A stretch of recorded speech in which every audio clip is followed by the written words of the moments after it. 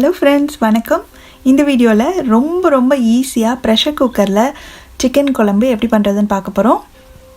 வீடியோக்குள்ளே போகிறதுக்கு முன்னாடி நம்ம சேனலை இது வரைக்கும் சப்ஸ்கிரைப் பண்ணாதவங்க இப்போ சப்ஸ்கிரைப் பண்ணிவிட்டு பக்கத்தில் உள்ள பெல் பட்டனையும் கிளிக் பண்ணிக்கோங்க. இந்த குழம்பு பிகினர்ஸ் கூட ஈஸியாக பண்ணக்கூடிய ஒரு மெத்தடில் தான் நான் சொல்லித்தர போகிறேன். இதுக்கு ஒரு ப்ரெஷர் குக்கர் சூடு பண்ணி அதில் 2 டேபிள் ஸ்பூன் அளவுக்கு எண்ணெய் சேர்த்துக்கலாம். எண்ணெய் சூடானதுக்கப்புறமா நல்ல ஒரு பெரிய வெங்காயத்தை பொடியாக வெட்டி வச்சுருக்கேன், அதை சேர்த்துடலாம். கூடவே ஒரு பச்சை மிளகாவை இந்த மாதிரி கீறி சேர்த்துக்கோங்க. கொஞ்சமாக கருவேப்பிலை. இப்போது இது எல்லாத்தையும் நல்லா வதக்கிக்கணும். வெங்காயத்தோட கலர் லேசாக ப்ரௌனாக மாறுற வரைக்கும் நம்ம வதக்கணும். இது ரொம்ப முக்கியம். இப்போ பார்த்திங்கன்னா வெங்காயம் நல்லா வதங்கிடுச்சு. இப்போது நான் 1 டேபிள் ஸ்பூன் அளவுக்கு இஞ்சி பூண்டு விழுது சேர்த்துக்கிறேன். இந்த இஞ்சி பூண்டோட பச்சை வாசனை போகிற வரைக்கும் இது நல்லா வதக்கி விட்டுடலாம்.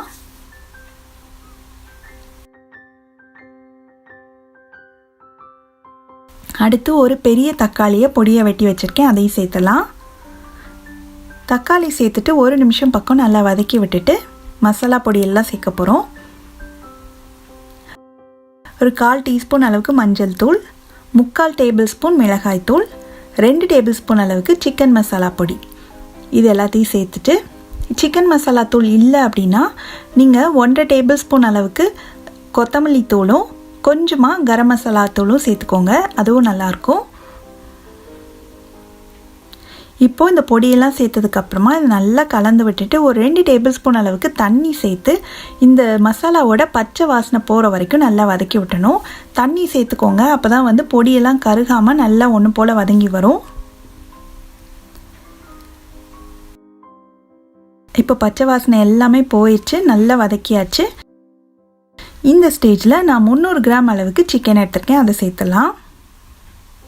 இந்த குழம்புக்கு தேவையான அளவு உப்பையும் சேர்த்துட்டு இந்த சிக்கனை அந்த மசாலாவிலேயே நல்லா ஒரு 2லேருந்து 3 நிமிஷம் வதக்கி விடணும்.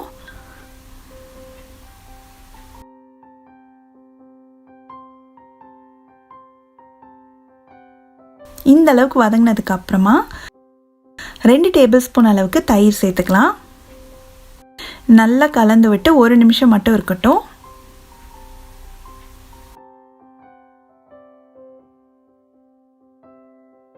அடுத்து உங்களுக்கு குழம்பு எந்த அளவுக்கு திக்னஸ் வேணுமோ அந்த அளவுக்கு தண்ணி சேர்த்துக்கோங்க. நான் ஒரு 3/4 கப் அளவு தண்ணி சேர்க்குறேன். உங்களுக்கு இன்னும் திக்காக வேணும் அப்படின்னா நீங்கள் 1/2 கப் கூட சேர்த்துக்கலாம். இப்போ இது நல்லா கலந்து விட்டுட்டு இப்போ குக்கரை மூடிடலாம். ஸ்டீம் வந்ததுக்கப்புறமா வெயிட் போட்டுட்டு ஸ்டவ்வை மிதமான தீயில வச்சு 2 விசில் வேக வச்சதுக்கப்புறம் ஆஃப் பண்ணிடலாம். இப்போ ப்ரெஷர் எல்லாம் ரிலீஸ் ஆயிடுச்சு, திறந்து பார்க்கலாம். பாருங்கள், நம்ம எண்ணெயெல்லாம் தெளிஞ்சு சூப்பராக சிக்கன் குழம்பு நல்லா ரெடி ஆயிடுச்சு. சிக்கனும் நல்லா 2 விசில் வச்சதுனால சாஃப்டாக வெந்துடுச்சு. எனக்கு இந்த அளவு கன்சிஸ்டன்சி வேணுன்றதுனால தண்ணி அதிகமாக சேர்த்துருந்தேன். உங்களுக்கு சப்பாத்தி இல்லை இட்லி தோசைக்கெல்லாம் இன்னும் கொஞ்சம் திக்காக வேணும் அப்படின்னு நினச்சிங்கன்னா தண்ணியோட அளவை கொஞ்சம் குறைச்சிக்கோங்க.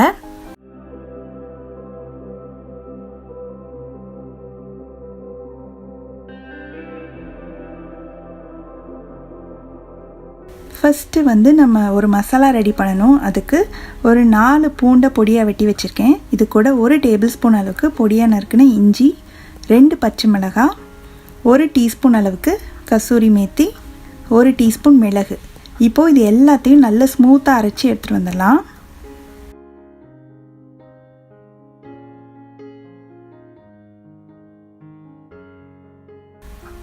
இந்த பவுலில் ஒரு 3/4 கிலோ அளவுக்கு சிக்கனை நல்லா கழுவி எடுத்திருக்கேன். இதுக்கு தேவையான அளவு உப்பு சேர்த்துக்கலாம். கூடவே ஒரு 1/4 டீஸ்பூன் மஞ்சள் தூள், அப்புறம் நம்ம மசாலா அரைச்சோம் இல்லையா, அதையும் சேர்த்துட்டு ஒரு 1/2 கப் அளவுக்கு நல்லா கெட்டியாக இருக்கிற தயிர் சேர்த்துலாம். இப்போ இது எல்லாத்தையும் நல்லா கலந்து விட்டு இந்த சிக்கன் இந்த மசாலாவோட ஒரு மினிமம் 1/2 மணி நேரமாவது நல்லா ஊறணும். 1 மணி நேரத்துலேருந்து 2 மணி நேரம் ஊற வச்சிங்கன்னா இன்னுமே ரொம்ப நல்லாயிருக்கும். இது இருக்கட்டும். கிட்டத்தட்ட 1 மணி நேரம் நல்லா மசாலாவில் மேரினேட் ஆயிடுச்சு. இப்போ செய்ய ஸ்டார்ட் பண்ணிடலாம். ஒரு பேனை சூடு பண்ணி அதில் 3 டேபிள் ஸ்பூன் அளவுக்கு எண்ணெய் சேர்த்துக்கலாம். எண்ணெய் சூடானதுக்கப்புறமா ஒரு சின்ன துண்டு பட்டை, ஒரு கருப்பு ஏலக்காய், 3 நார்மல் ஏலக்காய், 4 கிராம்பு. இப்போ இது எல்லாமே அந்த எண்ணெயில் நல்லா பொரிஞ்சு ஒரு வாசனை வரட்டும். அடுத்து ஒரு 2 பெரிய வெங்காயத்தை பொடியாக வெட்டி சேர்த்துக்கலாம். இந்த வெங்காயத்தோட கலர் மாறி நல்லா வதங்கணும். அது வரைக்கும் இது நல்லா கலந்து விட்டு வதக்கிட்டே இருக்கணும். வெங்காயம் இந்த அளவுக்கு வதங்கினதுக்கு அப்புறமா 1 டீஸ்பூன் அளவுக்கு மிளகாய்த்தூள். நம்ம ஏற்கனவே மிளகு, பச்சை மிளகாய் அதெல்லாம் சேர்த்துக்கிறதுனால இந்த அளவுக்கு போதுமானதாக இருக்கும். ஒரு 3/4 டீஸ்பூன் அளவுக்கு கொத்தமல்லி தூள். இது எல்லாத்தையும் சேர்த்து நல்லா கலந்து விட்டு இந்த மசாலாவோட பச்சை வாசனை போகிற வரைக்கும் கொஞ்ச நேரம் இது நல்லா வதக்கி விட்டுடலாம். அடுத்து நான் 2 சின்ன சைஸ் தக்காளியை மிக்சியில் சேர்த்து நல்லா பேஸ்ட்டாக அரைச்சி வச்சுருக்கேன். அதை சேர்த்துடலாம். தக்காளியை நறுக்கி போடுறத விட இந்த மாதிரி அரைச்சி சேர்த்தோம்னா கிரேவியோட கன்சிஸ்டன்சி வந்து நல்ல ஸ்மூத்தாக கிடைக்கும். இந்த தக்காளி சேர்த்து இதுலேருந்து எண்ணெய் பிரிஞ்சு வர வரைக்கும் நல்லா வதக்கிடணும்.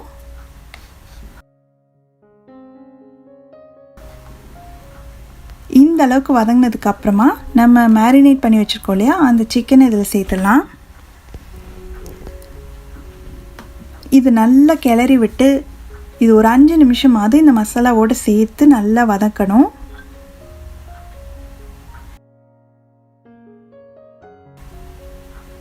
இப்போது சிக்கன் வந்து ஒரு 5 நிமிஷம் இருக்கணும். அந்த கேப்பில் வந்து நம்ம மிக்ஸி ஜாரில் நான் ஒரு 15 போல் முந்திரி பருப்பு எடுத்திருக்கேன்.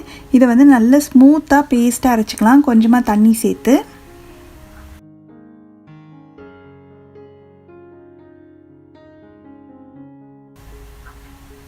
இப்போ சிக்கன் 5 நிமிஷமாக நல்லா வெந்துட்டுருக்கு. இந்த ஸ்டேஜில் வந்து நம்ம அரைச்சி வச்சுருக்க அந்த முந்திரி பருப்பு பேஸ்ட்டை வந்து இதில் சேர்த்துட்டு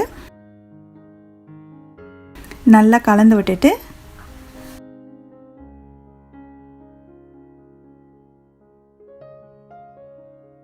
மூடி வச்சு ஒரு 5 நிமிஷம் நல்லா கொதிக்கட்டும்.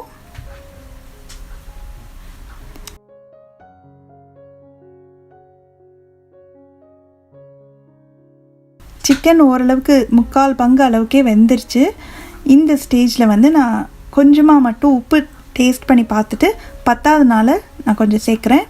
ஏற்கனவே சிக்கன் மேரினேட் பண்ணும்போது உப்பு சேர்த்தோம். அதனால் கொஞ்சம் கவனமாக கரெக்டாக எவ்வளோ வேணுமோ அந்தளவுக்கு சேர்த்துக்கோங்க. இப்போ நல்லா கலந்து விட்டு மறுபடியும் மூடி வச்சு சிக்கன் வந்து நல்லா சாஃப்ட் ஆகிற வரைக்கும் இது வேகட்டும். திறந்து அப்பப்போ வந்து கிண்டி விட்டுக்கணும், இல்லாட்டி அடியில் பிடிச்சிரும். இப்போ திறந்து பார்க்கலாம். சிக்கன் வந்து நல்லா சூப்பராக வெந்துருச்சு. இப்போது இதில் வந்து ஒரு 1/4 டீஸ்பூன் அளவுக்கு கரம் மசாலா தூள் சேர்க்கணும். கரம் மசாலா தூள் கடைசியில் சேர்த்திங்கன்னா அதோடய ஃப்ளேவர் வந்து ரொம்ப நல்லாயிருக்கும். நல்லா கலந்து விட்டுலாம். அடுத்து நான் ஒரு 3 டேபிள் ஸ்பூன் அளவுக்கு ஃப்ரெஷ் க்ரீம் சேர்க்குறேன். இது இருந்தால் சேர்த்துக்கோங்க, இல்லாட்டினாலும் பரவாயில்ல. நல்லா கலந்து விட்டு 1 நிமிஷம் மட்டும் இருக்கட்டும்.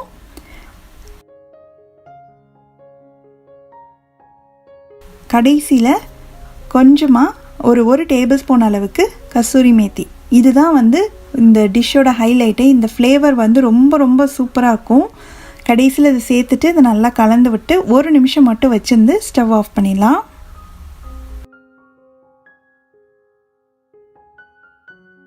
பாருங்கள் எவ்வளோ சூப்பராக க்ரீமியாக செம்ம வாசனையாக இருக்குது. ரொம்ப ரொம்ப சுவையான kasuri methi chicken gravy ready ஆயிடுச்சு.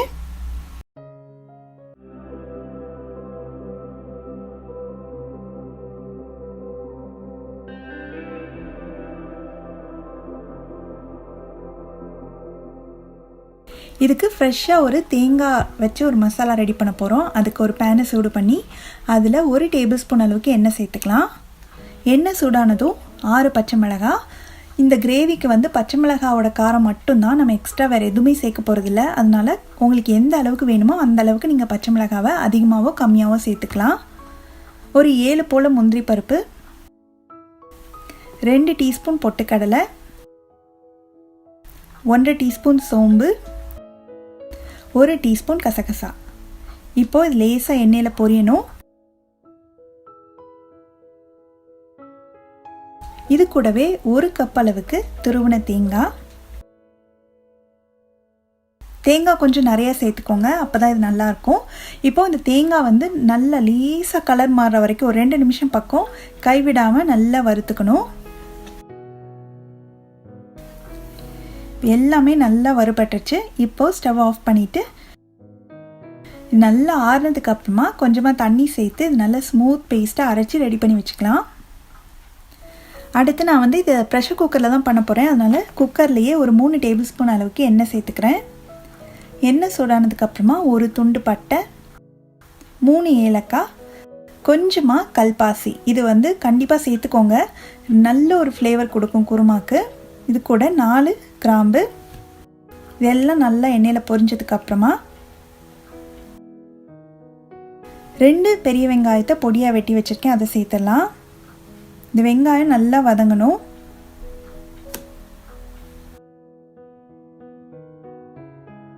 இந்தளவு வதங்கினதுக்கப்புறமா 1 டேபிள் ஸ்பூன் அளவுக்கு இஞ்சி பூண்டு விழுது சேர்த்துட்டு இதோட பச்சை வாசனை போகிற வரைக்கும் நல்லா வதக்கி விட்டுணும். இது கூடவே கொஞ்சமாக கறிவேப்பிலை சேர்த்துக்கிறேன். இப்போ இஞ்சி பூண்டு வெங்காயம் எல்லாமே நல்லா வதங்கிடுச்சு. இந்த ஸ்டேஜில் நான் ஒரு 1/2 கிலோ அளவுக்கு சிக்கனை இந்த மாதிரி பெரிய பெரிய துண்டுகளாக வெட்டி வச்சுருக்கேன், அதை சேர்த்துடலாம். இந்த சிக்கனை வந்து ஒரு 2 நிமிஷம் பக்கம் நல்லா இந்த மசாலாவிலேயே வதக்கி விடணும். அதோட கலர் வந்து ஒயிட் கலராக மாறுற அளவுக்கு வதக்கிக்கணும்.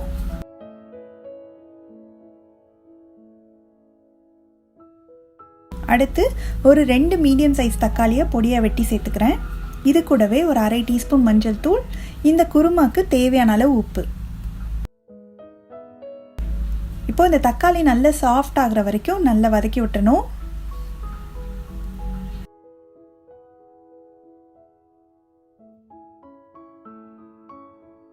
இப்போ மசிஞ்சு வதங்கிருச்சு. இந்த ஸ்டேஜில் நம்ம ஃபஸ்ட்டு வதக்கி அரைச்சோம் இல்லையா, அந்த தேங்காய் விழுதை சேர்த்துடலாம். கொஞ்சமாக மிக்ஸி ஜாரை கழுவி அந்த தண்ணியும் சேர்த்துட்டு நல்லா கலந்து விட்டலாம். இப்போது உங்களுக்கு குருமா எந்த அளவுக்கு கன்சிஸ்டன்சி வேணுமோ அந்த அளவுக்கு தண்ணி சேர்த்துக்கணும். நான் வந்து ஒரு 1.5 கப் அளவு தண்ணி சேர்க்குறேன். நீங்கள் இப்போ சேர்க்குற தண்ணி வந்து அப்படியே நார்மல் தண்ணியாக சேர்க்காமல் கொஞ்சம் லேசாக சூடு பண்ணி சேர்த்திங்கன்னா குருமா நீர்த்து போகாமல் நல்லாயிருக்கும். நான் கொஞ்சம் சூடு பண்ணி தான் சேர்க்குறேன். நான் 1.5 கப் அளவு தண்ணி சேர்த்துருக்கேன். இப்போ நல்லா கலந்து விட்டலாம். இப்போ ப்ரெஷர் குக்கரை மூடி வச்சு ஸ்டீம் வந்ததுக்கப்புறமா வெயிட் போட்டு 2 விசில் வேக வச்சு எடுத்துக்கோங்க. இப்போ ப்ரெஷர்லாம் ரிலீஸ் ஆயிடுச்சு, திறந்து பார்க்கலாம். நல்ல சூப்பராக கமன்னு வாசனையாக சிக்கன் குருமா ரெடி ஆயிடுச்சு. இப்போ கடைசியில் கொஞ்சமாக கொத்தமல்லி இலை தூவிட்டு நம்ம பரிமாற வேண்டியதுதான்.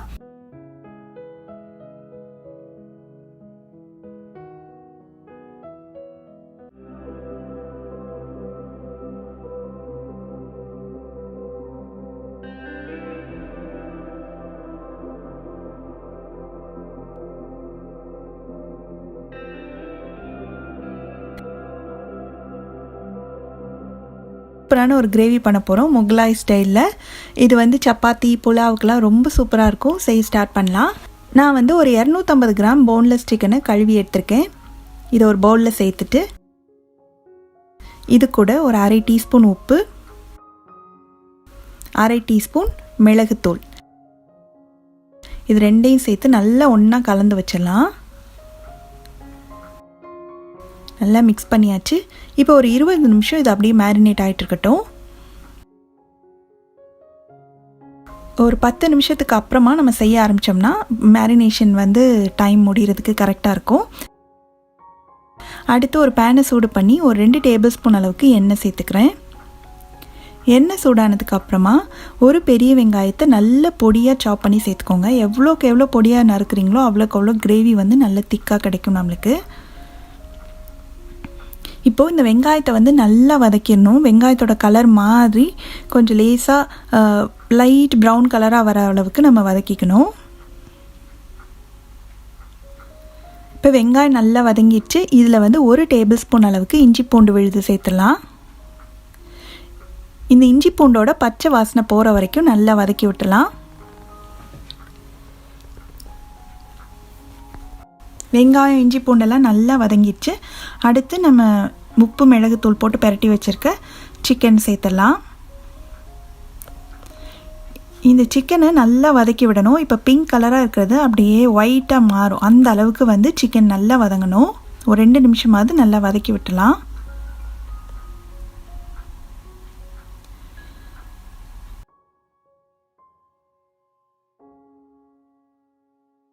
இந்த ஸ்டேஜில் ஒரு 1/4 டீஸ்பூன் மஞ்சள் தூள், 3/4 டீஸ்பூன் மிளகாய் தூள், 1/2 டீஸ்பூன் அளவுக்கு கொத்தமல்லி தூள், ஒரு 1/4 டீஸ்பூன் சீரகத்தூள், இது எல்லாத்தையும் சேர்த்து இது நல்லா கலந்து விட்டு நம்ம சேர்த்த பொடியோட பச்சை வாசனை போகிற வரைக்கும் ஒரு நிமிஷம் நல்லா வதக்கிடணும்.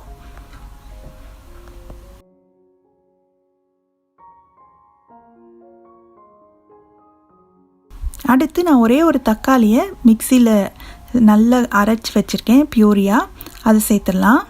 தக்காளியை நறுக்கி போடுறத விட இந்த மாதிரி அரைச்சி சேர்த்திங்கன்னா கிரேவியோட கன்சிஸ்டன்சி ரொம்ப நல்லாயிருக்கும். இப்போது இந்த தக்காளி நல்லா வதங்கணும். தக்காளி சேர்த்த உடனேயே நம்ம கொஞ்சம் உப்பும் சேர்த்துடலாம். இந்த குழம்புக்கு தேவையான அளவு உப்பு சேர்த்துடலாம். ஏன்னா சிக்கன் மேரினேட் பண்ணும்போது கொஞ்சம் உப்பு சேர்த்துருக்கோம். ஸோ அதை கணக்கு பண்ணி அட்ஜஸ்ட் பண்ணி சேர்த்துக்கணும். இப்போது இந்த தக்காளிலாம் நல்லா வதங்கி எண்ணெய் பிரிஞ்சு வர வரைக்கும் இருக்கட்டும்.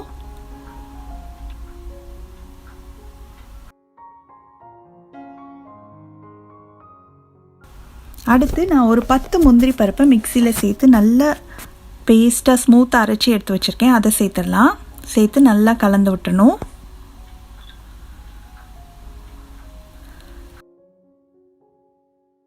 இது கூட 2 டேபிள் ஸ்பூன் அளவுக்கு தயிரை நல்லா கட்டி இல்லாமல் அடித்து சேர்த்துக்கோங்க. நல்லா கலந்து விட்டு ஒரு நிமிஷம் மட்டும் நல்லா கொதிக்கட்டும்.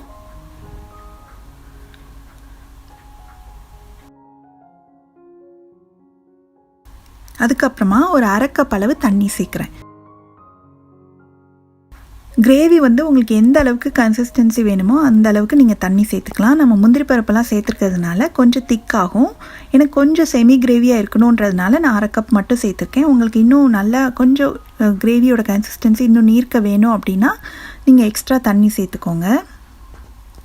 இப்போது இந்த சிக்கன் ஓரளவுக்கு வெந்திருக்கும். இந்த சிக்கன் இன்னும் நல்ல சாஃப்டாக வேகிற வரைக்கும் இருக்கட்டும். ஒரு 5 நிமிஷம் இருந்தால் கரெக்டாக இருக்கும். 5 நிமிஷமாக சிக்கன் நல்லா வெந்துட்டு இருந்தது. இப்போது கடைசியில் ஒரு 1/4 டீஸ்பூன் அளவுக்கு கரம் மசாலா தூளும் 1/2 டீஸ்பூன் அளவுக்கு கஸ்தூரி மேத்தி, அதாவது காஞ்ச வெந்தயக்கீரை இலையை நல்லா க்ரஷ் பண்ணி சேர்த்துக்கலாம். இது ரெண்டும் நல்ல ஒரு சூப்பர் டேஸ்ட் கொடுக்கும். மணமும் ரொம்ப நல்லாயிருக்கும். இப்போ நல்லா கலந்து விட்டு 1 நிமிஷம் மட்டும் இருக்கட்டும்.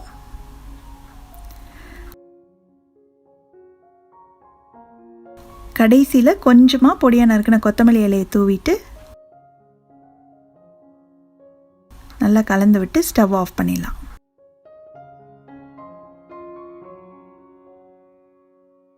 அவ்வளோதான். ரொம்ப ரொம்ப டேஸ்டான, ரொம்ப ஈஸியாக பண்ணக்கூடிய முகலாய் சிக்கன் கிரேவி ரெடி ஆயிடுச்சு.